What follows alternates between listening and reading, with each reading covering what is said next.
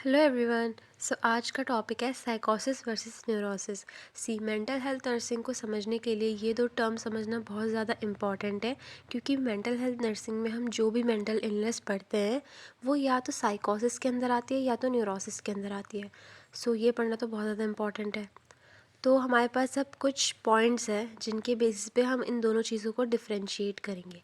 सबसे पहले ईटियोलॉजी से करते हैं। जो साइकोसिस होता है उसमें जेनेटिक फैक्टर बहुत ज़्यादा रोल प्ले करता है, वहीं न्यूरोसिस में जो इनहेरिटेड चीज़ें होती हैं वो कम रोल प्ले करती हैं। ठीक है। देन स्ट्रेसफुल लाइफ इवेंट्स की बात करें तो साइकोसिस में ये बहुत कम ही देखा जाता है कि स्ट्रेस की वजह से किसी को साइकोसिस हुआ है, पर न्यूरोसिस में इसका सबसे बड़ा रोल है। मोस्टली स्ट्रेस की वजह से ही लोगों को न्यूरोसिस होता है। देन क्लिनिकल फीचर्स की बात करें तो disturbance of thinking and perception, ये साइकोसिस में बहुत कॉमन होता है। इसमें थिंकिंग और परसेप्शन दोनों में डिस्टर्बेंस आ जाता है। वहीं पे न्यूरोसिस में देखें तो ये बहुत रेयर होता है। अगर डिस्टर्बेंस इन कॉग्निटिव फंक्शन देखें तो हमें पता है कि साइकोसिस में डिस्टर्बेंस होता ही है कॉग्निटिव फंक्शन का, वहीं पे न्यूरोसिस में बहुत रेयर होता है। जैसे एक एग्जांपल देती हूँ, आप सीजोफ्रेनिया वाले पेशेंट को देखोगे तो आपको पता चलेगा थिंकिंग में, परसेप्शन में, कॉग्निटिव फंक्शन में, इन सब में इम्पेयरमेंट होता है ना उनके, तो वो आ गया साइकोसिस में। वहीं पे आप न्यूरोसिस में अगर ओसीडी वाले पेशेंट को देखोगे तो क्या उनकी थिंकिंग, परसेप्शन और कॉग्निटिव फंक्शन में कुछ डिस्टर्बेंस आता है? ऐसा तो नहीं होता है ना, मतलब ये सब तो इंटैक्ट रहता है। वो तो बस उनका एक कंपल्शन आ जाता है, मतलब ऑब्सेसिव कंपल्शन आ जाता है उनके अंदर, लेकिन इतना सीवियर फॉर्म में तो नहीं होता है ना कुछ। देन अगर हम बिहेवियर की बात करें तो साइकोसिस में बिहेवियर अफेक्टेड रहता है, लेकिन न्यूरोसिस में बहुत कम अफेक्टेड रहता है। यहाँ पे भी अफेक्ट होता है बिहेवियर, पर काफ़ी कम एज़ कम्पेयर टू साइकोसिस। अगर हम जजमेंट की बात करें तो साइकोसिस में एकदम इम्पेयर्ड रहता है, पर्सन जज नहीं कर सकता चीज़ों को। वहीं पे न्यूरोसिस में इंटैक्ट रहता है, यानी कि प्रेजेंट होता है जजमेंट, जैसा हम लोगों का नॉर्मली प्रेजेंट रहता है।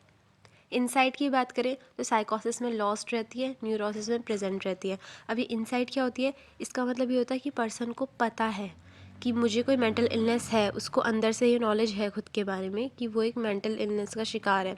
इसको हम कहेंगे इनसाइट उसके अंदर प्रेजेंट है। लेकिन अगर उसको पता ही नहीं है तो इसको कहेंगे हम इनसाइट लॉस्ट है, जो कि साइकोसिस में होती है। जैसे सीजोफ्रेनिया वाले पेशेंट है, उनको पता ही नहीं होता उनको सीजोफ्रेनिया है। ठीक है। वहीं पर न्यूरोसिस की बात करें तो जो एंग्जाइटी वाले पेशेंट होते हैं, एंग्जाइटी न्यूरोसिस में आता है, उनको पता होता है कि मुझे एंग्जाइटी डिसऑर्डर है। देन रियलिटी टेस्टिंग की बात करें, इसका मतलब ये होता है कौन सी चीज़ रियल है, कौन सी चीज़ नहीं है, इन चीज़ों में डिफ्रेंशिएट करना। तो ये चीज़ साइकोसिस वाले पेशेंट को नहीं पता होती है, उनमें लॉस्ट रहती है ये एबिलिटी। वहीं पे न्यूरोसिस वाले पेशेंट में ये चीज़ प्रेजेंट होती है, रियलिटी टेस्टिंग। देन ट्रीटमेंट की बात करें तो मेजर ट्रैंक्विलाइजर्स कॉमनली यूज़ की जाती है ये साइकोसिस में। वहीं पे न्यूरोसिस में माइनर ट्रैंक्विलाइजर्स यूज़ की जाती है, साथ में एंटी डिप्रेसेंट्स। ईसीटी की बात करें तो साइकोसिस में बहुत ज़्यादा यूज़फुल है ईसीटी, वहीं पे न्यूरोसिस में ज़्यादा यूज़फुल नहीं है ईसीटी।